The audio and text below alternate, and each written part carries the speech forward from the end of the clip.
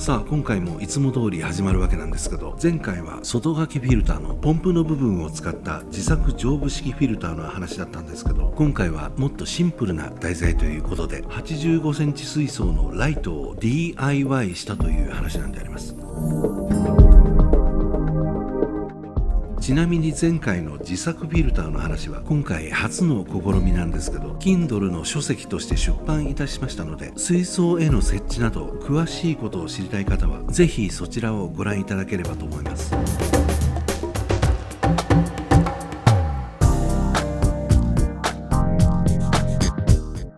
とにかくですね、もののけ兄さん最近 DIY にハマってしまってですね、本当にいろんなものを作ってるわけなんですけど、猫のお膳ですか、だいたいマミーのリクエストに応えているわけなんであります。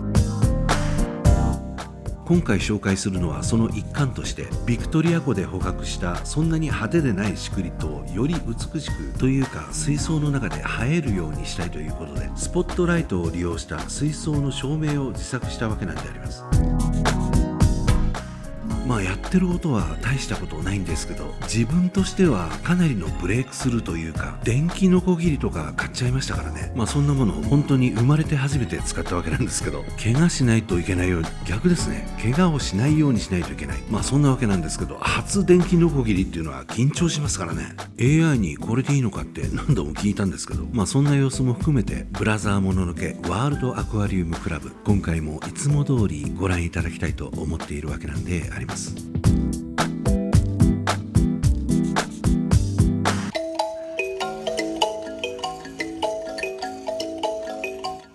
というわけで、まずは前回もお話ししました家の近所で捕まえたご当地シクリッドアラウディ、その子供たちの件なんですけど、特殊な事情があるということでもう一度紹介したいと思います。前回の動画ではこのアラウディの子供たちを1年以上飼育しているのに全て小さいままであるという話をしたんですけど、その理由として一番偉そうにしているオスが水槽の中を支配していると、ボス以外の魚たちはメスのふりをするか子供のふりをしたりして、ボスのライバルとみなされないようにして身を守るといった、そんな内容を紹介しました。その後、その一番偉そうにしているオスを別の水槽に移したんですね。それから1週間ぐらいが経ったわけなんですけど、アラウディの子供たちの水槽に変化がありました。なんとなく男らしい魚が出てきたんですね。大人のオスに見られる熊取のような、ちょっと顔なしみたいですけど、そんな模様を持つ魚が出てきたわけなんであります。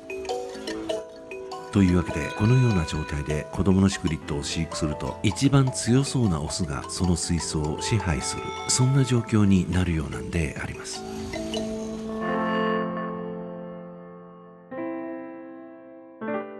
さて、今回の本題ということで水槽のライトスタンドの話になるんですけど、まずは自分で作るのではなくて人に作ってもらったんですね。今まで棚とか台とかいろんなものを作ってもらったいわゆる職人という人がいるわけなんですけど、その人に水槽のライトスタンドもお願いしてみたわけなんです。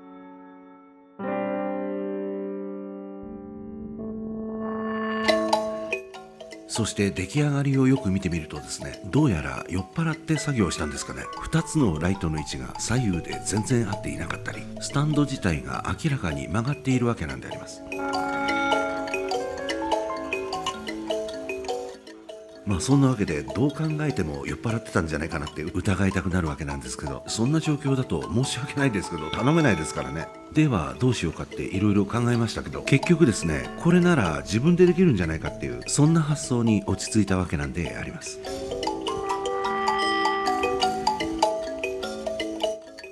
そんなわけで自分が作るということで、まずは絵を描き直してみたわけなんですけど、ライトスタンドを作るといっても道具がありませんでしたからね。ノコギリとか金槌とか買ってまずは他のものを作るわけなんですけど、あまりそういうことしてませんでしたからね。いわゆる本当に試行錯誤でやるわけなんです。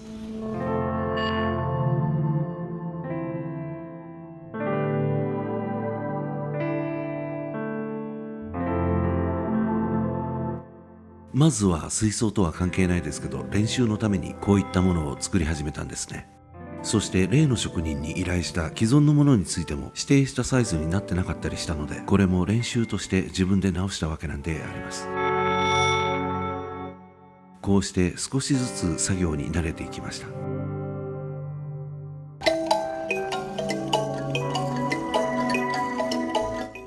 おそらく多くの皆さんが見たことはあるが触ったことがないであろう、こちら電気のこぎり、バッテリーをセットして使います。まあ本当に便利な世の中ですね。なぜかこのノコギリの刃だけ別売りだったんですね。そしてさあ切ろうというところだったんですけど、なんとノコギリの刃を裏返しにつけていたということで反対に付け直したわけなんですけど、普通印刷面が表に来るじゃないですかね。そんなわけで AI に聞いても2点3点したわけなんですけど、これが人生初カット。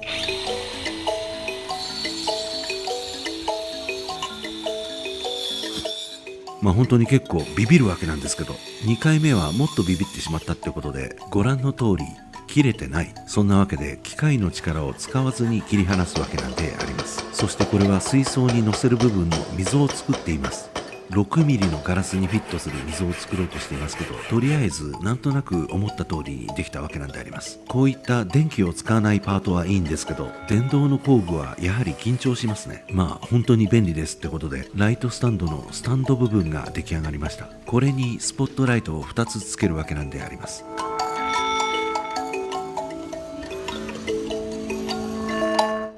こういった作業はひとたび始めるとかなり散らかるので、一度にいろんなものを作るわけなんですけど、いろいろな工具を買いましたからね。それを収納する棚を作ったんですけど、材料はこんな場所で買うわけなんですけど、適当な長さに切ってもらってから買います。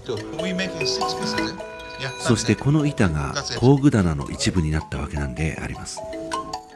こんなにいろいろ揃えたらいろんなものを作らないと割に合わないというか、買った方が安いですからね。さてライトスタンドの方なんですけど、これをつけたいんですが入荷待ちということで、先ほど紹介したこちらのライトスタンドからライトだけ取って、今回作った新しいライトスタンドに取り付けたいと思います。本当はライトの入荷を待てばいいわけなんですけど、予定通りにいかないのは面白くないということで、このライトスタンドのライトも付け直す前提ですからね。まずはライトを取り外します。というわけで120センチ水槽のライトスタンドから2つのスポットライトを取り外したということで、この新しく作った85センチ水槽用のライトスタンドに先ほど取り外したライトをつけます。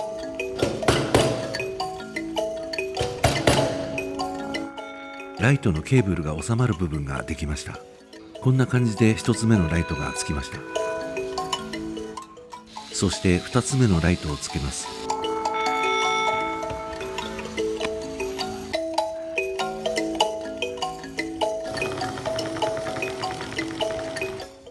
というわけでライトスタンドに2つのスポットライトがついたわけなんであります。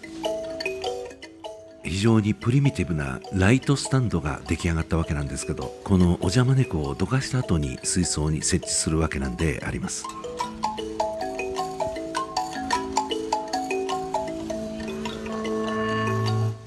さあ先ほどのライトスタンドをこの水槽に設置するわけなんですけど、ちょっと汚いじゃないかってことで水を変えたいと思います。このように少しずつ位置をずらしながら砂利の中を掃除すると、水槽内がやたら散らかったりしないのでいいですね。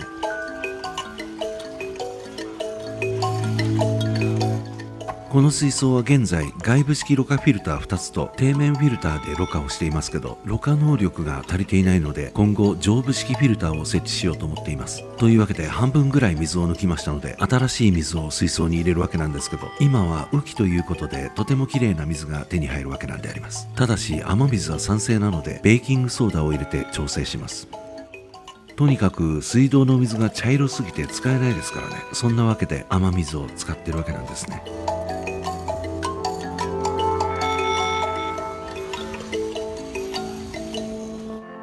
今回取り外すライトは水中に沈めることができるものなんですけど、沈めないで使っています。水槽の中に落ちた時に壊れたりしないからいいですけどね。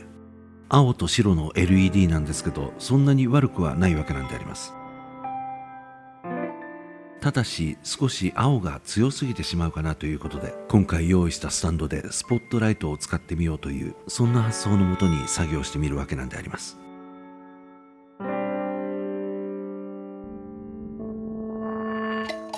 さてライトを乗せる予定なんですけど、その前にこの大きな流木を入れてスポットライトの効果による影のある世界を演出したい。なんとなくライトを変えなくてもこれでいいような気がしますけど、やはり大きな流木というのはかなりの存在感があるわけなんであります。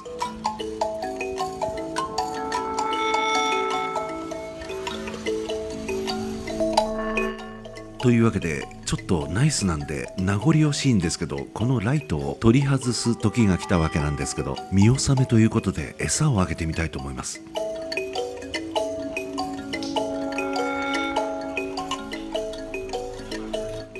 水しぶきがすごいですね。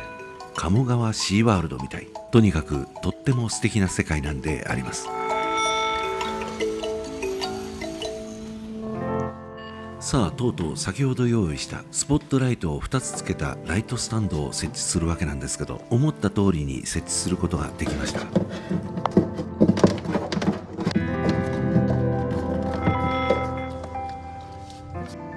いろんなケーブルがありますけど、もう少しまとめた方がいいですかね。というわけで照明のスイッチを入れました。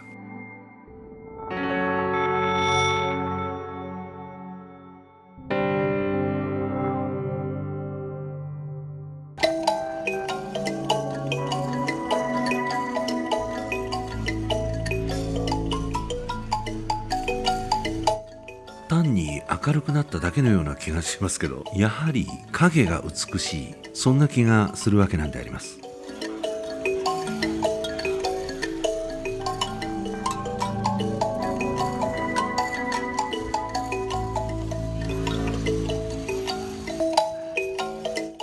背びれを広げて怒っている時の君は美しい。なんとなくなんですけど、ライト変えてよかったなって思ってます。やはり色がよりはっきりわかるようになった、そんな気がするんですけど、水槽内というか飼育水がもっと綺麗であったらさらに美しい世界になると思うわけなんであります。